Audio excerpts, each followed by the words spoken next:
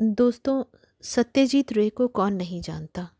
भारतीय फिल्मों को अंतर्राष्ट्रीय स्तर पर पहचान दिलाने वाले महान फिल्मकार।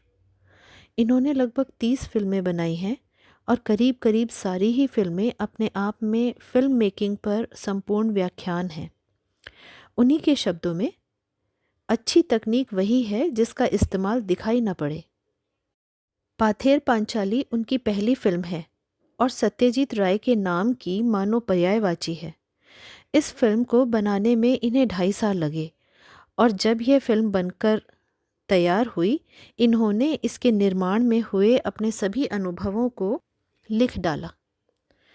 अप्पू के साथ 2.5 साल नाम के संस्मरण में पाथेर पांचाली फिल्म को बनाने में जो चुनौतियां इनके सामने आई, उनका भी उल्लेख है। तो दोस्तों, आज आपको सत्यजीत राय की लिखी अप्पू के साथ 2.5 साल में से एक छोटा सा अंश सुनाने जा रही हूँ। पाथेर पांचाली फिल्म की शूटिंग का काम 2.5 साल तक चला था। इस 2.5 साल के कालखंड में हर रोज़ तो शूटिंग होती नहीं थी। मैं तब एक विज्ञापन कंपनी में नौकरी करता था। नौकरी के काम से जब फुर्सत मिलती तब शूटिंग करता था। मेरे पास उस समय पर्याप्त पैसे भी नहीं थे। पैसे ख़त्म हो जाने के बाद फिर से पैसे जमा होने तक शूटिंग स्थगित रखनी पड़ती थी। शूटिंग आरंभ करने से पहले फिल्म में काम करने के लिए कलाकार इकट्ठा करने का एक बड़ा आयोजन हुआ। विशेषकर अप्पू की भूमिका निभाने के लिए 6 साल का लड़का मिल ही नहीं रहा था। आखिर मैंने अखबार में उस संदर्भ में एक इश्तिहार दिया। रास बिहारी एवेन्यू की एक बिल्डिंग में मैंने एक कमरा भाड़े पर लिया था। वहाँ पर बच्चे इंटरव्यू के लिए आते थे। बहुत से लड़के आए, लेकिन अप्पू की भूमिका के लिए मुझे जिस तरह का लड़का चाहिए था वैसा एक भी नहीं था। एक दिन एक लड़का आया। उसकी गर्दन पर लगा पाउडर देखकर मुझे शक हुआ। नाम पूछने पर नाजुक आवाज़ में वह बोला, टिया। उसके साथ आए उसके पिताजी से जब मैंने पूछा, क्या अभी अभी इसके बाल कटवा कर यहाँ लाए हैं, तो वे सज्जन पकड़े गए। सच छिपा नहीं सके, बोले, असल में यह मेरी बेटी है। अप्पू की भूमिका मिलने की आशा में इसके बाल कटवा कर यहाँ लाया हूँ। विज्ञापन देकर भी अप्पू की भूमिका के लिए सही तरह का लड़का न मिलने के कारण मैं तो बेहाल हो गया। आखिर एक दिन मेरी पत्नी छत से नीचे आकर मुझसे बोली, पास वाले मकान की छत पर एक लड़का देखा, ज़रा उसे बुलाइए तो। आखिर हमारे पड़ोस के घर में रहने वाला लड़का सुबीर बनर्जी ही पाथेर पांचाली में अप्पू बना। फिल्म का काम आगे भी 2.5 साल चलने वाला है, इस बात का मुझे ज़रा भी अंदाज़ा नहीं था। इसलिए जैसे जैसे दिन बीतने लगे वैसे वैसे मुझे डर लगने लगा। अप्पू और दुर्गा की भूमिका निभाने वाले बच्चे अगर ज़्यादा बड़े हो गए तो फिल्म में वह दिखाई देगा। लेकिन मेरी खुशकिस्मती से उस उम्र में बच्चे जितना बढ़ते हैं उतने अप्पू और दुर्गा की भूमिका निभाने वाले बच्चे नहीं बढ़े। इंदिरा ठकुरान की भूमिका निभाने वाली 80 वर्ष की चुन्नी बाला देवी 2.5 साल तक काम कर सकी, यह भी मेरे सौभाग्य की बात थी। शूटिंग की शुरुआत में ही एक गड़बड़ हो गई। अप्पू और दुर्गा को लेकर हम कलकत्ता से 70 मील पर पालसेट नाम के एक गांव में गए। वहां रेल लाइन के पास काश फूलों से भरा एक मैदान था। अप्पू और दुर्गा पहली बार रेलगाड़ी देखते हैं। इस सीन की शूटिंग हमें करनी थी। यह सीन बहुत ही बड़ा था। एक दिन में उसकी शूटिंग पूरी होना नामुमकिन था। कम से कम 2 दिन लग सकते थे। पहले दिन जगदात्री पूजा का त्योहार था। दुर्गा के पीछे दौड़ते दौड़ते अप्पू काश फूलों के वन में पहुंचता है। सुबह शूटिंग शुरू करके शाम तक हमने सीन का आधा भाग चित्रित कर लिया। निर्देशक, छायाकार, छोटे अभिनेता, अभिनेत्री, हम सभी इस क्षेत्र में नवागत होने के कारण थोड़े बौराए हुए ही थे। बाकी का सीन बाद में चित्रित करने का निर्णय लेकर हम घर पहुंचे। 7 दिन बाद शूटिंग के लिए उस जगह गए तो वह जगह हम पहचान ही नहीं पाए। लगा, ये कहाँ आ गए हैं हम? कहाँ गए वे सारे काश फूल? बीच के 7 दिनों में जानवरों ने वे सारे काश फूल खा लिए थे। अब अगर हम उस जगह बाकी आधे सीन की शूटिंग करते तो पहले आधे सीन के साथ वो कैसे मेल बैठता? उसमें कंटिन्यूटी नदारद हो जाती। उस सीन के बाकी अंश की शूटिंग हमने उसके अगले साल शरद ऋतु में फिर से जब मैदान काश फूलों से भर गया तब की। उसी समय रेलगाड़ी के भी शॉट्स लिए, लेकिन रेलगाड़ी के इतने शॉट्स थे कि एक रेलगाड़ी से काम नहीं चला।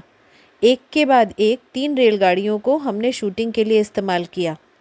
सुबह से लेकर दोपहर तक कितनी रेलगाड़ियां उस लाइन पर जाती हैं, यह पहले से ही टाइम टेबल देखकर जान लिया था। हर एक ट्रेन एक ही दिशा से आने वाली थी। जिस स्टेशन पर वे रेलगाड़ियां आने वाली थीं, उस स्टेशन पर हमारी टीम के अनिल बाबू थे। रेलगाड़ी स्टेशन से निकलते समय अनिल बाबू भी इंजन ड्राइवर के केबिन में चढ़ते थे, क्योंकि गाड़ी के शूटिंग की जगह पास आते ही बॉयलर में कोयला डालना ज़रूरी था ताकि काला धुआं निकले। सफ़ेद काश फूलों की पृष्ठभूमि पर अगर काला धुआं नहीं आया तो दृश्य कैसे अच्छा लगेगा।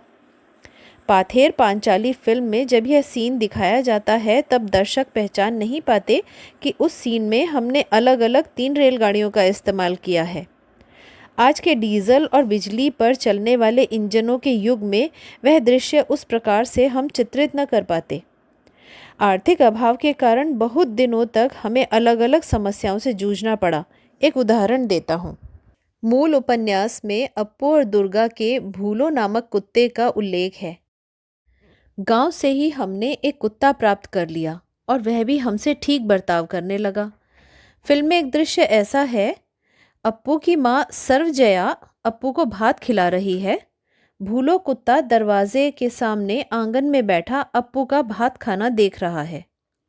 अप्पू के हाथ में छोटे तीर कमान है।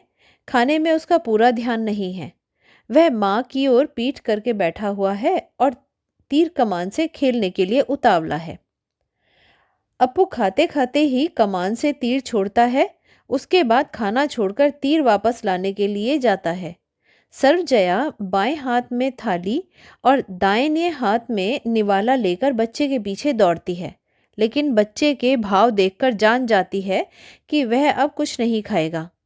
भूलो कुत्ता भी खड़ा हो जाता है। उसका ध्यान सर्वजया के हाथ में जो भात की थाली है उसकी ओर है। इसके बाद वाले शॉट में हमने ऐसा दिखाना था कि सर्वजया थाली में बचा हुआ भात एक गमले में डाल देती है और भूलो कुत्ता वह भात खाता है। लेकिन वह शॉट हम उस दिन नहीं ले सके, क्योंकि सूरज की रोशनी खत्म हुई और उसी के साथ हमारे पास जो पैसे थे वे भी खत्म हुए। 6 महीने बाद फिर से पैसे इकट्ठे होने पर हम फिर भोडाल गांव में उस सीन का बाकी अंश चित्रित करने के लिए गए, लेकिन वहां जाने पर समाचार मिला कि भूलो कुत्ता अब इस दुनिया में नहीं है। अब क्या होगा? खबर मिली कि भूलो जैसा दिखने वाला एक और कुत्ता गांव में है। अब लाओ पकड़ के उस कुत्ते को। सचमुच यह कुत्ता भूलो जैसा ही दिखता था। वह भूलो से बहुत ही मिलता जुलता था। उसके शरीर का रंग तो भूलो जैसा बादामी था ही, उसकी दुम का छोर भी भूलो के दुम के छोर की तरह सफ़ेद ही था। आखिर वह फेंका हुआ भात उसने खाया और हमारे उस दृश्य की शूटिंग पूरी हुई। फिल्म देखते समय यह बात किसी के भी ध्यान में नहीं आती है कि एक ही सीन में हमने भूलो की भूमिका में 2 अलग अलग कुत्तों से काम लिया है। और सिर्फ कुत्ते के संदर्भ में ही नहीं, आदमी के संदर्भ में भी ऐसी ही समस्या से पाथेर पांचाली की शूटिंग के दौरान उलझना पड़ा। श्रीनिवास नामक घूमते मिठाई वाले से मिठाई खरीदने के लिए अप्पू और दुर्गा के पास पैसे नहीं हैं। वे तो मिठाई खरीद नहीं सकते, इसलिए अप्पू और दुर्गा उस मिठाई वाले के पीछे पीछे मुखर्जी के घर के पास तक जाते हैं। मुखर्जी अमीर आदमी है तो वे मिठाई ज़रूर खरीदेंगे और उनका मिठाई खरीदना देखने में ही अप्पू और दुर्गा की खुशी है। इस दृश्य के कुछ अंश चित्रित होने के बाद हमारी शूटिंग कुछ महीनों के लिए स्थगित हो गई। पैसे हाथ में आने पर फिर हम उस गांव में शूटिंग करने के लिए गए। तब खबर मिली कि श्रीनिवास मिठाई वाले की भूमिका जो सज्जन कर रहे थे उनका देहांत हो गया है। अब पहले वाले श्रीनिवास का मिलता जुलता दूसरा आदमी कहाँ मिलेगा? आखिर श्रीनिवास की भूमिका के लिए हमें जो सज्जन मिले उनका चेहरा पहले वाले श्रीनिवास से मिलता जुलता नहीं था, लेकिन शरीर में वे पहले वाले श्रीनिवास जैसे ही थे। उन्हीं पर हमने दृश्य का बाकी अंश भी चित्रित किया। फिल्म में दिखाई देता है कि 1 नंबर श्रीनिवास बांस बंद से बाहर आता है और अगले शॉट में 2 नंबर श्रीनिवास कैमरे की ओर पीठ करके मुखर्जी के घर के गेट के अंदर जाता है। पाथेर पांचाली फिल्म अनेक लोगों ने एक से अधिक बार देखी है, लेकिन श्रीनिवास के मामले में यह बात किसी के ध्यान में आई है ऐसा मैंने नहीं सुना। इस श्रीनिवास के सीन में ही एक शॉट के वक्त हम बिल्कुल तंग आ गए थे, और वह भी उस भूलो कुत्ते की वजह से। छोटे से पुकुर के पार मिठाई वाला खड़ा है और इस पार अपने घर के पास अप्पू दुर्गा मिठाई वाले की ओर ललचाई दृष्टि से देख रहे हैं। क्यों मिठाई खरीदेंगे? मिठाई वाले के इस सवाल पर वे ना में जवाब देते हैं। तब मिठाई वाला मुखर्जी के घर की ओर जाने लगता है। अप्पू दुर्गा से कहती है, चल हम भी जाएंगे। भाई बहन दौड़ लगाते हैं और उसी समय पीछे झुरमुट में बैठा भूलो कुत्ता भी छलांग लगाकर उनके साथ साथ दौड़ने लगता है। हमें ऐसा सीन लेना था, लेकिन मुश्किल यह थी कि यह कुत्ता कोई हॉलीवुड का सिखाया हुआ तो नहीं था, इसलिए यह बताना मुश्किल ही था कि वह अप्पू दुर्गा के साथ साथ भागेगा या नहीं। कुत्ते के मालिक से हमने जब कहा, अप्पू दुर्गा जब भागने लगते हैं तुम अपने कुत्ते को उस दोनों के पीछे भागने के लिए कहना, लेकिन शूटिंग के वक्त दिखाई देता है कि वह कुत्ता मालिक की आज्ञा का पालन नहीं कर रहा। इधर हमारा कैमरा चालू ही था, कीमती फिल्म जाया हो रही थी और मुझे बार बार चिल्लाना पड़ रहा था, कट कट। अब यहाँ धीरज रखने के सिवाय कोई और उपाय नहीं था। अगर कुत्ता बच्चों के पीछे दौड़ा तो ही वह उनका पालतू कुत्ता लग सकता है। आखिर मैंने दुर्गा से अपने हाथ में थोड़ी मिठाई छिपाने के लिए कहा और वह कुत्ते को दिखाकर दौड़ने को कहा। इस बार कुत्ता उनके पीछे भागा और हमें हमारी इच्छा का शॉट मिल गया। पैसों की कमी के कारण ही बारिश का दृश्य चित्रित करने में बहुत मुश्किल आई। बरसात के दिन आए और गए, लेकिन हमारे पास पैसे नहीं थे, इस कारण शूटिंग बंद थी। आखिर जब हाथ में पैसे आए तब अक्टूबर का महीना शुरू हो चुका था। शरद ऋतु में निभ्र आकाश के दिनों में शायद ही बारिश होती हो। इस आशा से मैं अप्पू और दुर्गा की भूमिका करने वाले बच्चे, कैमरा और तकनीशियन को साथ लेकर हर रोज देहात में जाकर बैठा रहता। आकाश में एक भी काला बादल दिखाई देता तो मुझे लगता कि बरसात होगी। मैं इच्छा करता वह बादल बहुत बड़ा हो जाए और बरसने लगे। आखिर एक दिन हुआ भी वैसा ही। शरद ऋतु में भी आसमान में बादल छा गए और धुआंधार बारिश शुरू हुई। उसी बारिश में भीगकर दुर्गा भागती हुई आई और उसने पेड़ के नीचे भाई के पास आसरा लिया। भाई बहन एक दूसरे से चिपक कर बैठे। दुर्गा कहने लगी, नेबूर पाता कर मचा, हे वृष्टि धारे जा। बरसात, ठंड, अप्पू का बदन खुला हुआ प्लास्टिक के कपड़े से ढके कैमरे को आंख लगाकर देखा तो वह ठंड लगने के कारण सिहर रहा था। शॉट पूरा होने के बाद दूध में थोड़ी ब्रांडी मिलाकर दी और भाई बहन का शरीर गर्म किया। जिन्होंने पाथेर पांचाली फिल्म देखी है वे जानते ही हैं कि वह शॉट बहुत ही अच्छा चित्रित हुआ है। शूटिंग के दृष्टि से गोपाल ग्राम की तुलना में बुडाल गांव हमें अधिक उपयुक्त लगा। अप्पू दुर्गा का घर, अप्पू का स्कूल, गांव के मैदान, खेत, पुकुर, आम के पेड़, बांस के झुरमुट, ये सभी बातें बुडाल गांव में और आसपास हमें मिली। अब उस गांव में बिजली आ गई है, पक्के घर हैं, पक्के रास्ते बने हैं। उस ज़माने में वे नहीं थे।